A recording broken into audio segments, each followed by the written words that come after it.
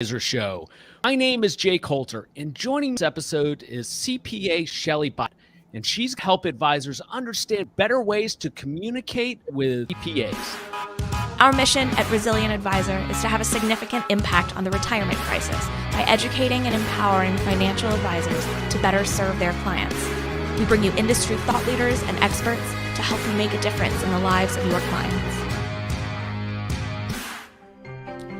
This show is sponsored by Capital Wealth Planning, providing covered call solutions for financial advisors. To learn more about their SMAs or ETF, visit capitalwealthplanning.com. Shelly Bykat is a regular guest on the Resilient Advisor Show. She comes on to share her technical capabilities and ideas for financial advisors around tax planning. Today's episode, we're going to take a slightly different approach and talk about ways financial advisors can build relationships with CPAs. Just as important, how to build relationships with CPAs. Shelly, thanks for coming on the show. Thanks for having me. All right. So let's start with kind of a general context and great conversation pre-show about your thoughts around this. What are the wrong ways CPAs?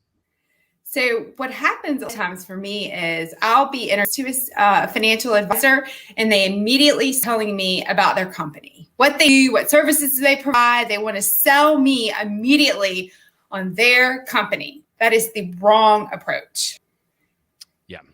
Yep. It's So I can tell you, I have actually noticed that with the show. People will reach out because they want to come on, and immediately they're pitching the value to them for being on the show and not talking about it in win-win terms, right?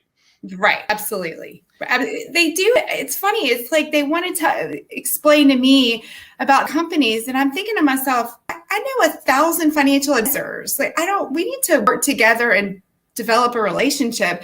Don't try to tell me about your company. That's not helpful to me. It doesn't make me want to run out and throw business your way.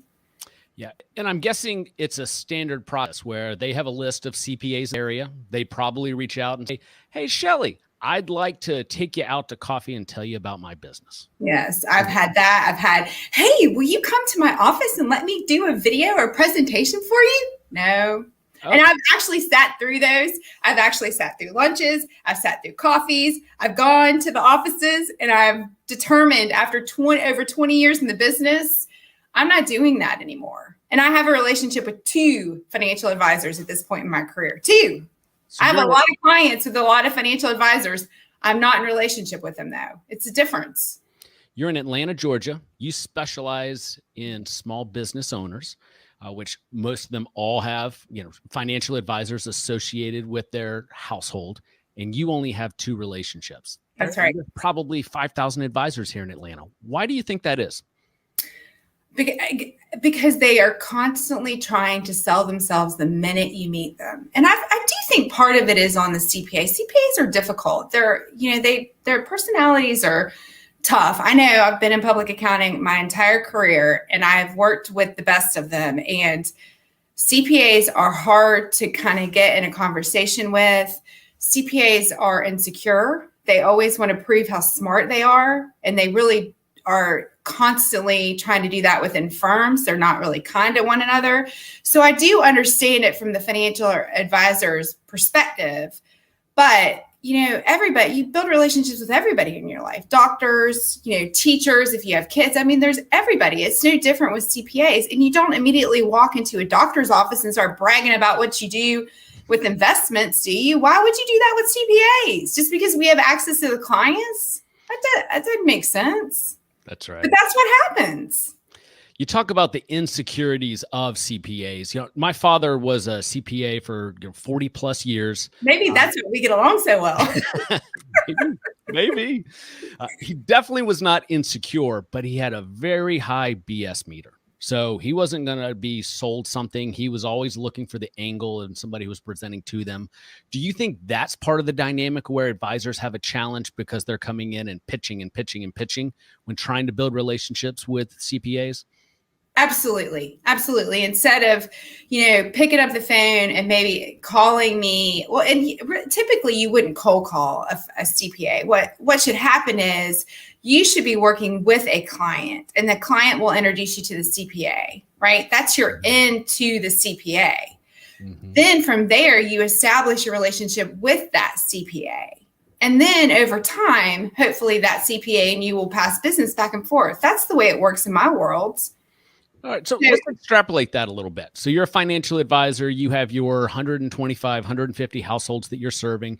If you haven't been through the process of connecting with their CPAs, you want to start a process of reaching out. What does that initial communication look like? So I would literally pick up the phone and call the CPA. And because the CPA is the same, you all have a mutual client, they're going to take your phone call. So pick up the phone, introduce yourself, and just say, hey, I'm here. I work with the client. If there's ever anything you need, let me know. That's it. You don't have to go into this, I do this or you do that, but you've established goodwill by picking up the phone and introducing yourself and letting the CPA know that you're out there. That's all you're doing. So some of the canned marketing programs out there that are supposedly designed to help advisors connect with CPAs would then tell you want to schedule a series of meetings with them. And each one building on, yeah. And people pay $10,000 for these things. And each meeting builds on their capabilities. And then at the end of the series of meetings, they're asking for some type of exclusive agreement with the CPA. Yeah, no. This works. Have you ever seen that work? No, I mean, I would never, first of all, I would never give a financial advisor that much of my time. I wouldn't keep having meetings over and over. What should happen is you're working on a client's book, you're working on their investments. Let's say you want to, balance their portfolio. Pick up the phone and call the CPA and just say, hey, I'm thinking about selling some stocks. Do you have any thoughts? That's it. Just develop a relationship that way. And chances are when you get on the phone with them, you can say, hey, how is busy season? Or, hey, how are the kids? Or did you see that golf match or this football game? I mean, you just talk about real life stuff and it doesn't have to be long, but you start to develop a relationship. And if you're smart, you might ask a tax question because CPAs love to talk about taxes and they will explain it to you. So that's how you get in relationship. If your goal is to constantly call a CPA and say, hey, meet me, and then you sit and you talk about yourself for 30 minutes, that would not go anywhere for me. Yep. I mean, it just, what good does that do me? Yep. All I think is that you're a born salesman and you're not really interested in helping the clients. Your goal is to help the client. And if you get to know the financial advisor, if the CPA gets to know the financial advisor, as clients come along and they need, someone to work with, if they know your personality and think you'll be a good fit, that's when the referrals start to fly. I would also think, Shelly, the advisors taking that approach are usually not telling a differentiated story, meaning the person from one firm, whether it's an independent shop or a big firm like a UBS or Merrill Lynch, they're not really sitting in front of the CPA and telling a story that's different from the next one, generally speaking. Have you heard any in your years of listening to financial advisors, someone tell you a story that sounded different? What I've noticed with the advisors that I have relationships with, they're really centered on, they're very focused on the client and serving the clients and helping the clients. So what they do is they'll call me and say, hey, we're looking at doing this. Do you have any thoughts on it? I've had them call me.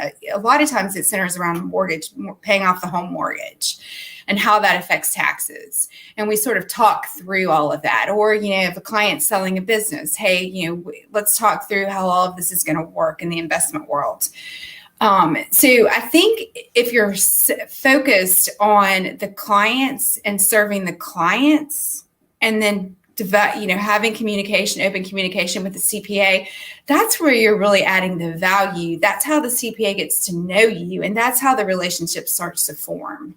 It's not going on and on about how you do this and how you do that. I'm not really interested in how you are investing. That's not that. It's the client's responsibility to hire you based on your investment, not me. Mm-hmm. If people are looking for advice, I'll say, hey, go talk to these people. Yep. So Shelly, is it prudent for a financial advisor to try and stay out of the way when working with the CPA on tax issues? Or do you prefer an advisor who understands what's going on in the tax return and them asking questions, not about your work, but to learn about the client's situation? I love it when the advisor wants to understand the tax situation. It's great because you can sit down, you can have a conversation with the advisor, with the client. And then the other thing that is effective is the advisor gets more face time with the client. Because a lot of times what happens is, and I've heard this complaint from advisors before, well, you have an annual deadline, so you get to see the client and talk to the client, whereas I have to schedule a meeting, and it's easy for my meeting to get pushed back because there's no deadline.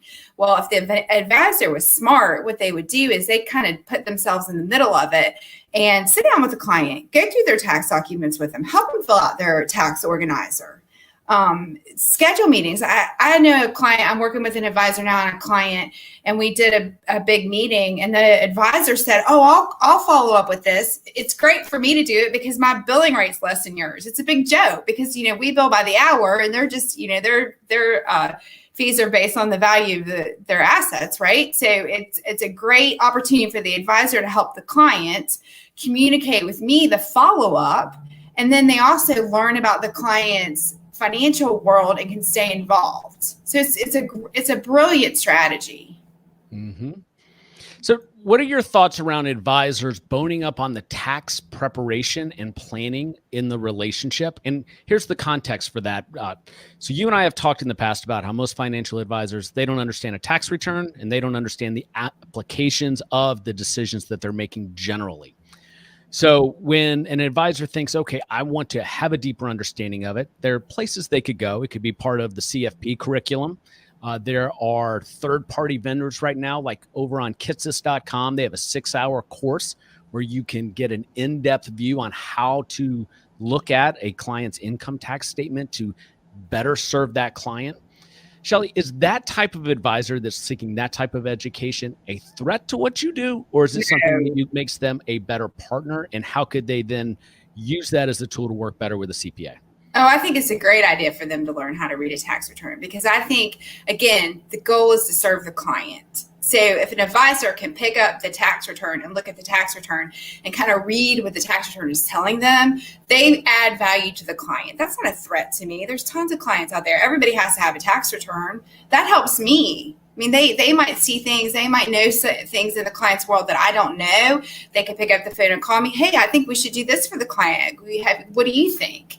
I think it's great. I love when clients email me or when advisors call me or whatever and say, hey, how does this work from a tax perspective? I had an advisor email me the other day and send me a screenshot from one of his clients' tax returns, not my client, his client, and say, hey, can you explain this to me? We think the return is wrong. And I took the 5 minutes that it took to look at what was on the tax return and email him back and say, oh, well, this is what it's telling me.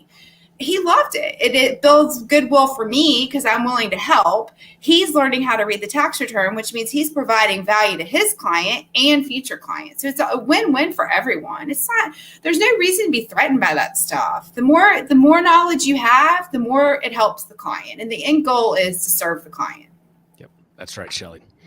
So Shelly, what are some of the best practices you've seen for financial advisors who are making an introduction to a CPA of one of their clients when they don't already have a pre-existing relationship? You mean either via telephone or email? Is that what's the best way?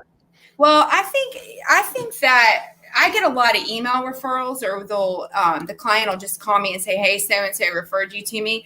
But I think if your goal is to be in relationship with the CPA, it's really smart. Just pick up the phone. Hey, I'm sending this client to you. Let me give you a little background information. I love it because then then when the client calls, I've already kind of got a little background information and I can start asking the questions I need to ask. It also gets me on the phone with the financial advisor. It builds goodwill because they're sending me a client. I'm learning more about what they offer with their clients and what they're doing with their clients. So I think it's a smarter play to pick up the phone and call. And they'll take your phone call if you're sending a business, right? So, and your goal is to be in relationship with the CPA. That's the way to go about it, in my opinion. One of the gripes I hear from financial advisors who've done that consistently with one or two CPAs and they have not seen any referrals back is that, hey, all I'm doing is sending them business and I don't see anything coming back.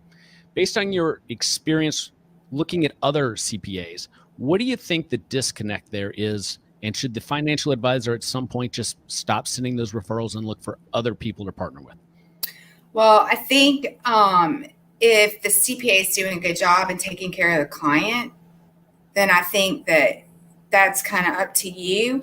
I think the other thing to consider is that a lot of CPAs get their referrals from financial advisors. So there might not be as many opportunities to pass clients, but when there are, they'll probably pick up the phone, or maybe they're not in good relationship, and that's why they're not getting the referrals. It just depends. It just depends. I do think though, a lot of my business comes from from financial advisor referrals. So, most of my clients already have financial advisors when they come to me. I don't necessarily have a relationship with them, but I know that they're out there. So I do think it's tough. I think that the goal is to get in relationship with CPAs. Excellent. That's the big takeaway from this episode, in my opinion, is building the relationship in a genuine way, not pitching your story. Shelly, I appreciate you coming on and sharing this. I know that our next quarter's CPA Corner with Shelly Bykat, we will get back to technical issues. If something passes in Congress, I think we're going to have a whole lot to think about, don't you? Oh, yeah. Absolutely. All right. Shelly, thanks for coming on the show. Thank you.